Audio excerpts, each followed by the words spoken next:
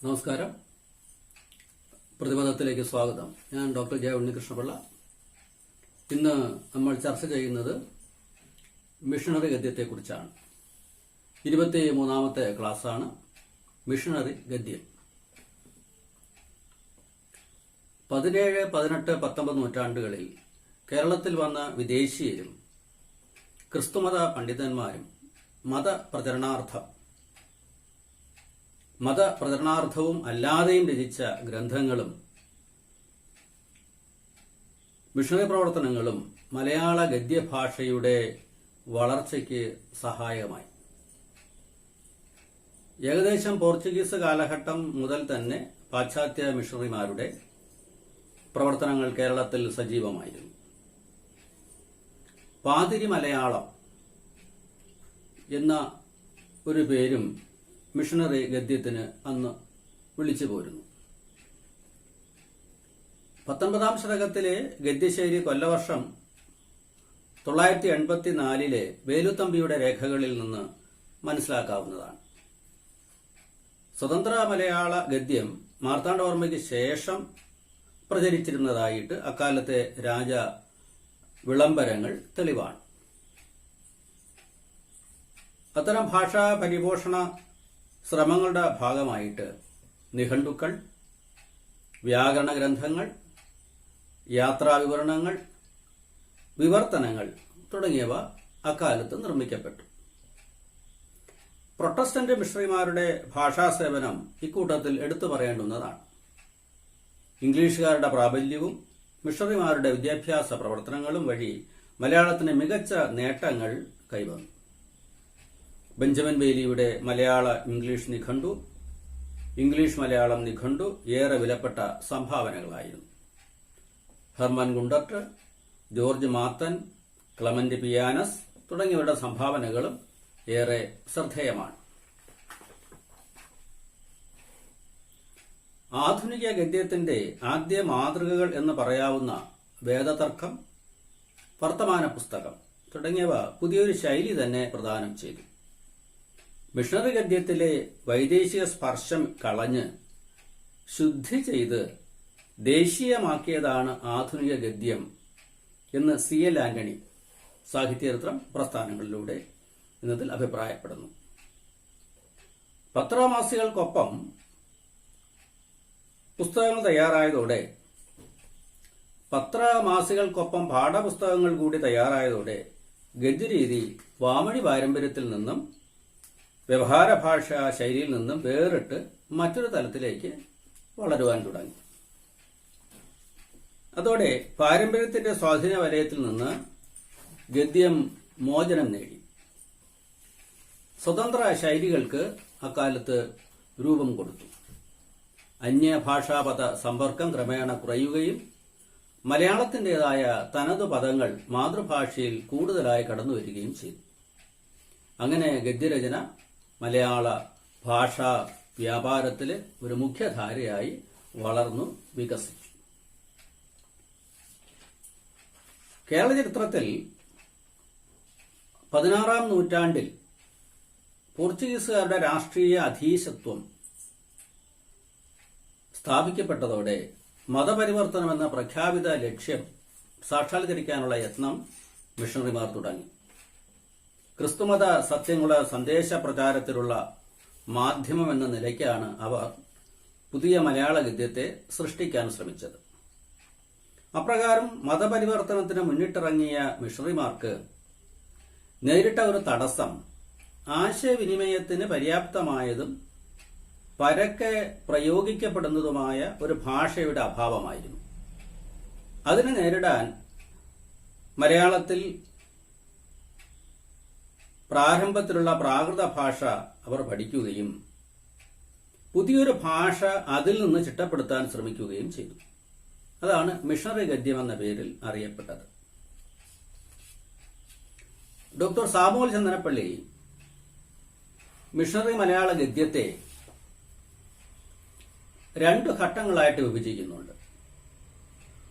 ഒന്നാം ഘട്ടം AD 16 മുതൽ 18 വരെയാണ്. ഈ ഘട്ടത്തിലാണ് ഉദയംപേരൂർ സോനഹദോസിന്റെ കാനോനകൾ,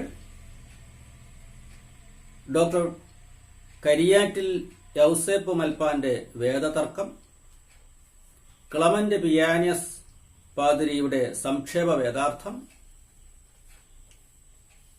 ജ്ഞാനമുത്തുമാല, പാറമേൽ തോമാക്കത്തനാരുടെ വർത്തമാന പുസ്തകം എന്നീ കൃതികളാണ് അദ്ദേഹം ഒന്നാം ഘട്ടത്തിൽ ഉൾപ്പെടുത്തുന്നത്. രണ്ടാം ഘട്ടം AD 18 മുതൽ 19 വരെയാണ്. ആ കാലഘട്ടത്തിൽ റവറന്റ് ജോർജ് മാത്തന്റെ സത്യവാദ ഖേടം, ഡോക്ടർ ഹെർമൻ ഗുഡറ്റിന്റെ കേരളപ്പഴമ, ആർച്ച് ഡീക്കൻ കോശിയുടെ മലയാള ഭാഷാ വിഷയമായ പ്രസംഗം മുതലായവ ഉൾപ്പെടുത്തിയിരിക്കുന്നു. ഇതിൽ ആദ്യത്തെ ഉദയംപേരൂർ സുൻഹദോസ് നോക്കാം. 1599 ഉദയംപേരൂർ വച്ച് ക്രിസ്തു മതാധികാരികളുടെയും ക്രിസ്തുമത വിശ്വാസികളായ ജനപ്രതിനിധികളുടെയും ഒരു സമ്മേളനം നടന്നു. ഇതിന് ഉദയംപേരൂർ സുന്നഹദോസ് എന്ന് പറയും. വൈക്കത്തിനും തൃപ്പൂണിത്തറയ്ക്കും ഇടയ്ക്കുള്ള ഒരു സ്ഥലമാണ് ഉദയംപേരൂർ. സിനോദോസ് എന്ന ഗ്രീക്ക് പദത്തിൽ നിന്ന് ഉൽപ്പാദിപ്പിച്ച പദമാണ് സുന്നഹദോസ്. അതിന്റെ അർത്ഥം സമ്മേളനം എന്നാണ്. 1599 ജൂൺ 20 മുതൽ 26 വരെ ഉദയംപേരൂരിൽ വച്ച് ക്രിസ്തുമത വിശ്വാസികളുടെ ഒരു സമ്മേളനം നടന്നു. അതാണ് ഉദയംപേരൂർ സുന്നഹദോസായിട്ട് അറിയപ്പെടുന്നത്. ചരിത്രപ്രധാനമായ ഈ സമ്മേളനത്തിന്റെ അധ്യക്ഷൻ ഗോവയിലെ Portuguese archbishop doctor Alex ദമനുസിസ് ആയിരുന്നു. ആ സമ്മേളനത്തിൽ 153 വൈദികരും 660 അൽമായ പ്രതിനിധികളും ഈ സമ്മേളനത്തിൽ പങ്കെടുത്തിരുന്നു. 7 ദിവസങ്ങളിലായിട്ട് 9 യോഗങ്ങളാണ് അന്ന് നടന്നത്. പ്രധാനമായും ക്രിസ്ത്യാനികൾക്കിടയിൽ അവർ പാലിക്കേണ്ടതായ നിയമങ്ങളും കലകളെ സംബന്ധിച്ചായിട്ടുള്ള ചില തീരുമാനങ്ങളൊക്കെയാണ് ഉദയംപേരൂർ സുന്നഹദോസിൽ പ്രധാനമായിട്ടും എടുത്തത്.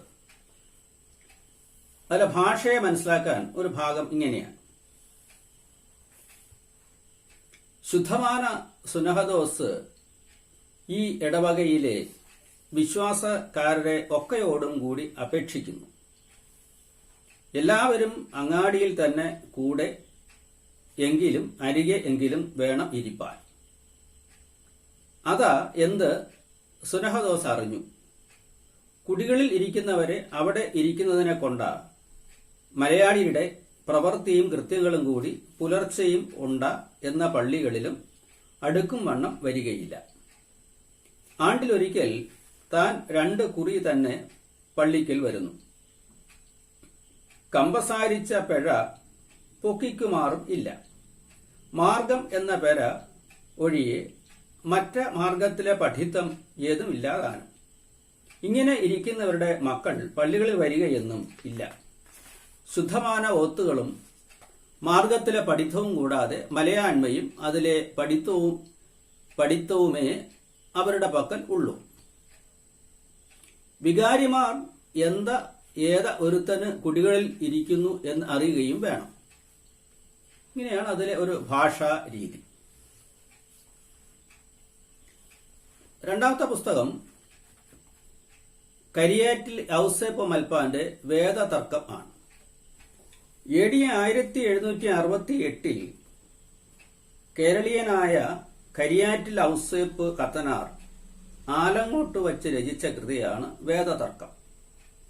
ക്രിസ്തുവിന്റെ ശിഷ്യനായ പത്രോസിന്റെ അനന്തരഗാമിയായ റോമിലെ മാർപ്പാപ്പായ്ക്ക് ക്രൈസ്തവമായ പരമാധികാരമുണ്ടെന്ന് സ്ഥാപിക്കുകയാണ് ഈ കൃതിയിൽ ഗ്രന്ഥകാരൻ ചെയ്യുന്നത്. ആധുനിക മാതൃക എന്ന നിലയിലുള്ള ഗദ്യശൈലിയാണ് ഇതിലുള്ളതെന്ന് പി.ജെ. തോമസ് മലയാള സാഹിത്യവും ക്രിസ്ത്യാനികളും എന്ന കൃതിയിൽ ചൂണ്ടിക്കാട്ടും. ഭാഷാവിഷയമായി വേദതർക്കത്തിന് ഗണ്യമായ ഒരു സ്ഥാനം കൽപ്പിക്കാം. അതിലെ ഭാഷ മനസ്സിലാക്കാൻ ഒരു ഭാഗം ഇങ്ങനെയാണ്: സകല മനുഷ്യരെയും രക്ഷിപ്പാനായിട്ട് സകലനാഥൻ മനുഷ്യനായി പിറന്നാറേ, തന്റെ മാർഗന്യായം താൻ തന്നെ കൽപ്പിച്ചു പഠിപ്പിച്ചു, സർവ നേർവഴി സമ്മതിച്ചുകൂടിയ സർവവിശ്വാസക്കാരാകുന്ന നസ്രാണികളുടെ സഭ കൂട്ടമാകുന്ന ശുദ്ധമാന കത്തോലിക്ക പള്ളിയുടെ മുമ്പിലത്തെ തലവനും ഇടയനും വികാരിയും അടിസ്ഥാനവും മിശിഹാ തമ്പുരാൻ തന്നെയായിരുന്നു. അപ്പോൾ ലോകത്തിൽ നിന്നും തന്റെ ബാവാടെ അങ്ങു വാങ്ങുവാൻ കാലമെടുത്തപ്പോൾ അറിവില്ലാത്ത തന്റെ ബോധജ്ഞാനം കൊണ്ട് തന്റെ പള്ളിയുടെ ഗുണത്തിനും പരിപാലനയ്ക്കും നീക്കം വരാതെ ഒടുക്കത്തോളം പാലിച്ചു കൊള്ളുവാൻ കർത്തവ്യ തലവനായിട്ട് മിശിഹാ തമ്പുരാന് പകരം മിശിഹാ തമ്പുരാന്റെ സ്ഥാനത്തിൽ സിമഹോൻ കോപ്പയെ തലവനാക്കി.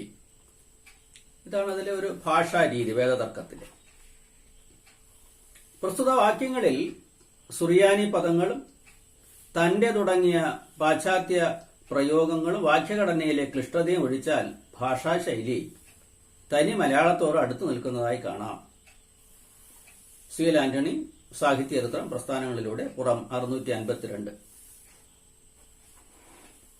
അടുത്ത കൃതി ക്ലമന്റ് പിയാനിയസ് പാതിരിയുടെ സംക്ഷേപ വേദാർത്ഥം.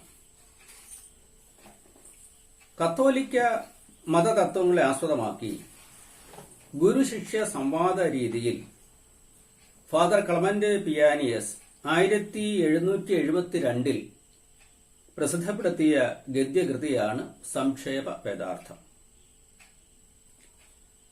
നസ്രാണികൾ ഒക്കും അറിയേണ്ടുന്ന സംക്ഷേപ വേദാർത്ഥം എന്നാണ് അതിന്റെ പൂർണ്ണമായ പേര്. ഇറ്റലിയുടെ തലസ്ഥാനമായ റോമിൽ വച്ചാണ് മലയാള അക്ഷരങ്ങളിൽ ഈ ഗ്രന്ഥം അച്ചടിച്ചത്. മലയാളത്തിന് വേണ്ട അച്ചുകൾ റോമിൽ ഉണ്ടാക്കി അവിടെ വച്ചാണ് അവിടെ മുദ്രണം ചെയ്തത്. ക്രിസ്തുമതത്തിലെ കാതലായ തത്വങ്ങളും വിശ്വാസ പ്രമാണങ്ങളും ആത്മീയ കർമ്മങ്ങളുമാണ് ഇതിലെ പ്രതിപാദ്യം. സൃഷ്ടിയുടെ രഹസ്യം, മരണാനന്തര ജീവിതം, അവതാര രഹസ്യങ്ങൾ, കുരിശടയാളം, വേദപ്രമാണങ്ങൾ, 7 കൂദാശകൾ, പാപപുണ്യങ്ങൾ എന്നിങ്ങനെയുള്ള സംഗതികൾ ലളിതമായും വ്യവഹാര ഭാഷയുടെ രൂപത്തിലുമാണ് പ്രതിപാദിച്ചിട്ടുള്ളത്. അതിലെ ഭാഷാരീതി ഒരു ഭാഗം നോക്കാം. ഗുരു സംവാദ രൂപത്തിലാണ് ഈ കൃതിയുടെ രചന. ഗുരു: കുമ്പസരിപ്പാൻ അറിയുന്നവരെല്ലാവർക്കും ദോഷങ്ങളുടെ പ്രതി കിട്ടുമോ? ശിഷ്യൻ: എല്ലാവർക്കുമല്ല, നല്ലവണ്ണം കുമ്പസരിക്കുന്നവർക്കത്രേ. ഗുരു: ഒരുത്തൻ നല്ലവണ്ണം കുമ്പസരിച്ചു എന്നതിന്റെ അടയാളം എന്താ? ശിഷ്യൻ: ദോഷവ്യാപാരം മാറ്റിക്കൊള്ളുന്നതും ഹൃദയത്തോടുകൂടെ തമ്പുരാനെ സ്നേഹിക്കുന്നതും തമ്പുരാന്റെ പ്രമാണങ്ങളെ കാത്തിരിക്കുന്നതും ദോഷവും ദോഷത്തിന്റെ സംഗതിയാകുന്ന അവകാശങ്ങളൊക്കെയും നീക്കിക്കളയുന്നതും എന്നിവ എല്ലാം. ഇതാണ് അതിലൊരു ഭാഷാരീതി. ക്ലമന്റ് പാതിരിയുടെ ഭാഷ കൊച്ചിയിലും പരിസരത്തും ഉണ്ടായിരുന്ന ഭാഷയുടെ പരിഷ്കരിച്ച പതിപ്പാണ്. വേദോപദേശം നാട്ടുകാരുടെ ഭാഷയിൽ അവതരിപ്പിക്കാനാണ് സംശയവേദാർത്ഥത്തിൽ ശ്രമിച്ചതെന്ന് പ്രൊഫസർ എസ് നാരായണൻ പറയുന്നു. സംശയവേദാർത്ഥത്തിന്റെ ഒരു കോപ്പി കേരള സാഹിത്യ അക്കാദമി ശേഖരത്തിൽ നിന്ന് കണ്ടുകിട്ടുകയുണ്ടായി. യൂറോപ്പിൽ പുസ്തകമുദ്രണവും പ്രകാശനവും സാമാന്യം സംഘടിതമായി കഴിഞ്ഞ അവസരത്തിൽ അച്ചടിച്ച ആദ്യത്തെ മലയാള പുസ്തകത്തിൽ ആധുനിക പുസ്തകത്തിന്റെ ഏതാണ്ട് എല്ലാ അവയവങ്ങളും കാണാം. മറ്റൊരു വിധത്തിൽ പറഞ്ഞാൽ ഏതാണ്ട് ഒരു റെഡിമെയ്ഡ് പുസ്തകമാണ് മലയാളികൾക്ക് ലഭിച്ചത്. കെ.എം. ഗോപി, ആദ്യ മുദ്രണം, ഭാരതത്തിലും മലയാളത്തിലും, പുറം 91.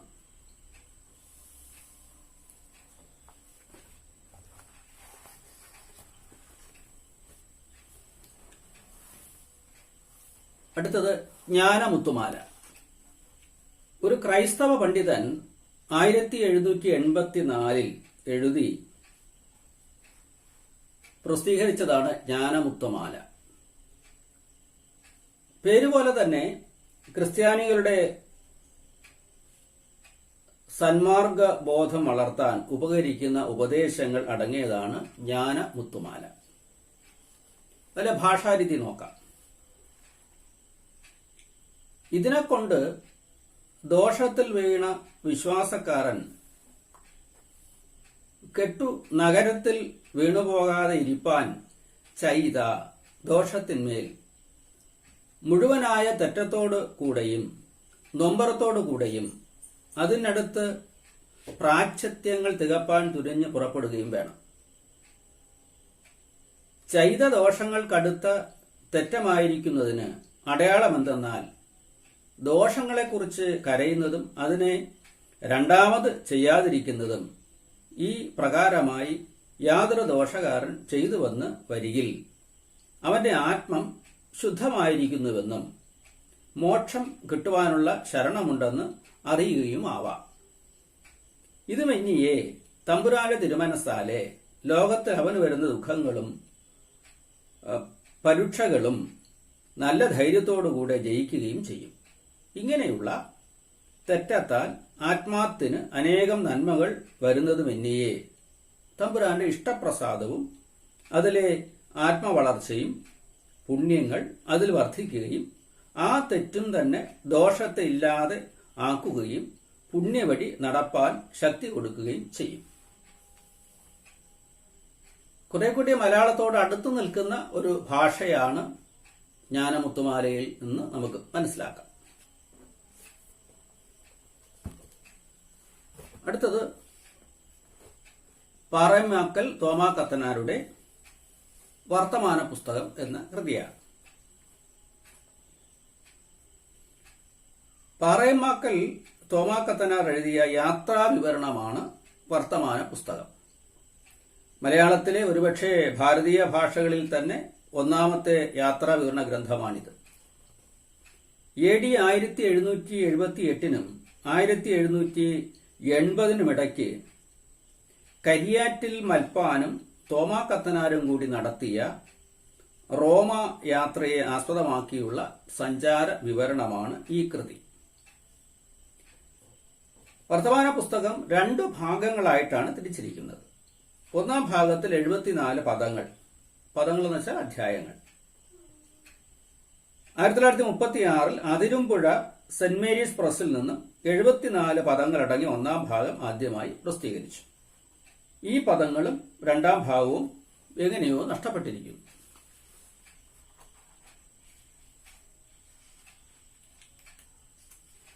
പാല രാമപുരത്തെ മലയാള ഭാഷയുടെ സവിശേഷതകളുള്ള ഗദ്യമാണ് വർത്തമാന പുസ്തകത്തിൽ ഉപയോഗിച്ചിട്ടുള്ളതെന്ന് പ്രൊഫസർ S. നാരായണൻ പറയുന്നു. സ്വതന്ത്ര മലയാള ഗദ്യം എത്രത്തോളം വികസിച്ചിരുന്നു എന്ന് ഗ്രഹിക്കാൻ ഈ ഗ്രന്ഥം പ്രയോജനകരമാണ്. സാഹിത്യചരിത്രം പ്രസ്ഥാനങ്ങളിലൂടെ 653. ലത്തീൻ തുടങ്ങിയ പാശ്ചാത്യ ഭാഷകളുടെയും സുറിയാനികളുടെയും സ്വാധീനം ഇതിലെ ഗദ്യശൈലിയിൽ കാണുന്നുണ്ട്. ക്രിസ്തു മതാനുയായികൾക്കും ക്രൈസ്തവ പുരോഹിതന്മാർക്കും സുപരിചിതവും അവർക്ക് മാത്രം മനസ്സിലാക്കുന്നതുമായ പദങ്ങളും വളരെയുണ്ട്. എങ്കിലും തെക്കൻ കൊച്ചിയിലും വടക്കൻ തിരുവിതാംകൂറിലും അന്ന് നിലവിലിരുന്ന വ്യവഹാര ഭാഷയോട് അടുത്തു നിൽക്കുന്ന ഗദ്യമാണിത്. വർത്തമാന പുസ്തകം പ്രൊഫസർ ചാത്തനാത്ത് അച്യുതനുണ്ണി അവതാരിക.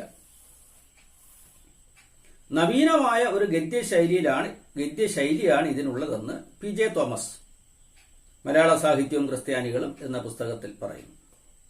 യാത്രാ വിവരണത്തിന് ഏറ്റവും യോജിച്ച രീതിയാണ് ഇതിലെ ഭാഷയെന്ന് ഉള്ളൂരും കേരള സാഹിത്യചരിത്രത്തിൽ അഭിപ്രായപ്പെടുന്നുണ്ട്. ഇതിലെ പദങ്ങൾ സുറിയാനി, ലത്തീൻ, പോർത്തുഗീസ് തുടങ്ങിയ വൈദേശിക ഭാഷകളിലെ പദങ്ങൾ പൊതുവെ പാതിരി മലയാളത്തിൽ ധാരാളമുണ്ട്. വർത്തമാന പുസ്തകത്തിലും ഇത്തരം പദങ്ങൾ കാണാം. ഈ വൈദേശിക പദങ്ങൾ നീക്കിയാൽ ബാക്കിയെല്ലാം മലയാളം തന്നെ. തൽഭവങ്ങളും തത്സമങ്ങളുമായി സംസ്കൃതത്തിൽ നിന്ന് കടം വാങ്ങിയ പദങ്ങളും കാണാം. ചിരകാലമായി സംസ്കൃതവുമായി പദ്യത്തിലൂടെയും ഗദ്യത്തിലൂടെയും കേരളീയർക്ക് ഭാഷാപരവും സാംസ്കാരികമായും ഉണ്ടായ ബന്ധം മൂലം ഒട്ടേറെ സംസ്കൃത പദങ്ങൾ വ്യവഹാര ഭാഷയിൽ നല്ലതുപോലെ അലിഞ്ഞു ചേർന്നിരിക്കുന്നു. അതുകൊണ്ട് വാസ്തവത്തിൽ സംസ്കൃതമെങ്കിലും അവയെ മലയാളമായി തന്നെ കണക്കാക്കിയാൽ മതി. അതിലെ ഭാഷാ പ്രത്യേകത നോക്കാൻ ഒരു ഭാഗം നോക്കുക. അയ്യയ്യോ മറുതക്കാരരെ, നിങ്ങൾ എന്തു വിചാരിക്കുന്നു? ഇത് നിങ്ങൾ പറഞ്ഞതിനാൽ തമ്പുരാന് ചിറ്റാഴ്മ ചെയ്യുന്നുവെന്ന് നിങ്ങൾ വിചാരിക്കുന്നോ? ആയതല്ല. അതെന്തെന്നാൽ തങ്ങളുടെ ജാതിയുടെ ഗുണത്തിന് ശ്രമിക്കണമെന്നും പ്രത്യേകമുള്ള ഉപകാരത്തൊക്കായാലും പരോപകാരമത്രേ ഉടേ തമ്പുരാനെ കൊണ്ട് വാസ്തവത്തിൽ ഉടേ തമ്പുരാന് തെളിഞ്ഞ കാര്യമെന്നും പാരം സൂക്ഷിക്കണമെന്നും മറ്റൊന്നുകൂടാതെ മാനുഷവർഗത്തിന് തമ്പുരാൻ കൊടുത്ത വർഗബോധം കൊണ്ട് തന്നെ വിചാരിച്ചാൽ അറിയാവുന്ന കാര്യമാകുന്നതിനും പക്കം ആയത് ഉപേക്ഷിച്ചു മറ്റു ജാതി മനസ്സാകെ കൊണ്ട് തമ്പുരാന് ചിറ്റാഴ്മ ചെയ്യണമെന്നുള്ള മനസ്സല്ല നിങ്ങൾക്കുണ്ടായിരുന്നത്.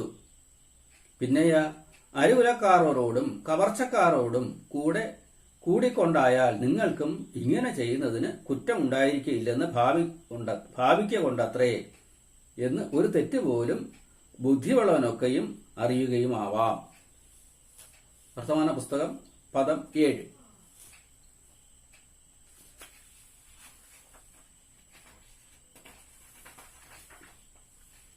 ഇതിൽ പല പദങ്ങളും വാസ്തവത്തിൽ സംസ്കൃതമാണെങ്കിലും അവയെ മലയാളമായി തന്നെ അന്ന് കരുതിയിരുന്നു. രണ്ടാം ഘട്ടത്തിലെ ആദ്യത്തെ പ്രധാനപ്പെട്ട ഒരു കൃതി റവറൻഡ് ജോർജ് മാത്തന്റെ സത്യവാദ ഖേടമാണ്. 1861 ഇതിന്റെ പ്രസിദ്ധീകരണം. അതിലൊരു ഭാഷാരീതി നോക്കാം. ഒരു കാര്യത്തെ ഉള്ളവണ്ണം വചനിക്ക യഥാർത്ഥ പ്രകാരം സത്യം പറയുകയാകുന്നു. ആകയാൽ അതിന് മലയാഴ്മയിലുള്ളത് എന്നും തമിഴിൽ ഉണ്മ എന്നും പേരായിരിക്കുന്നു. സത്യം എന്നത് ഉളവ് എന്നർത്ഥമാകുന്നു. സതു എന്നതിൽ നിന്ന് വന്നതാകുന്നു. ദൈവം സർവ്വവ്യാപിയാകുന്നു. ഭൂമി മുതലായ ഗ്രഹങ്ങൾ സൂര്യനെ ചുറ്റുന്നു. മനുഷ്യൻ പാപിയാകുന്നു. ഇങ്ങനെയുള്ള പൊരുളുകൾ യാഥാർത്ഥ്യങ്ങളാകുന്നു. ഇതാണ് അതിലെ ഒരു ഭാഷാ രീതി.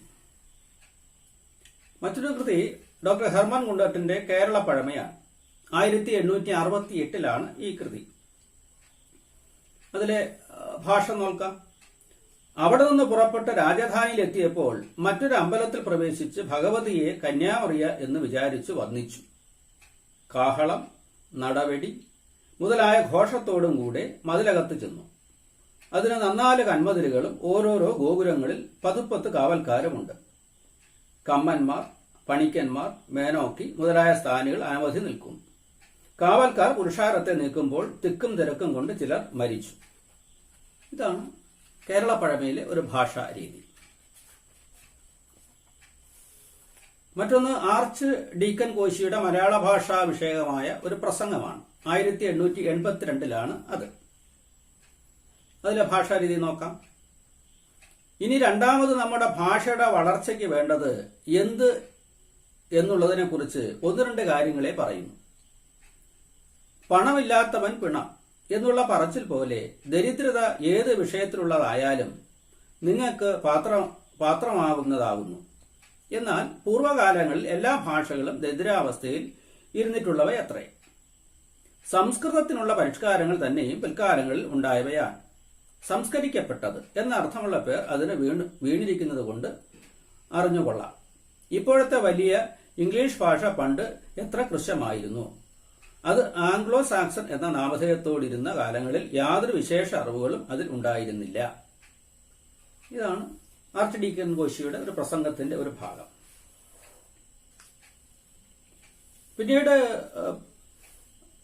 ബൈബിളിന്റെ വിവർത്തനം, ബെഞ്ചമിൻ ബെയ്ലിയുടെ പ്രവർത്തനങ്ങൾ, അതേപോലെ തന്നെ റവറൻഡ് ജോർജ് മാത്തന്റെ പ്രവർത്തനങ്ങൾ, ഇതെല്ലാം ആധുനിക മലയാള ഗദ്യത്തിന്റെ വളർച്ചയ്ക്ക് വളരെയധികം സഹായമായിട്ടുണ്ടെന്ന് കാണാം. ഇതോടെ നമുക്ക് ഇന്നത്തെ ക്ലാസ് അവസാനിപ്പിക്കാം.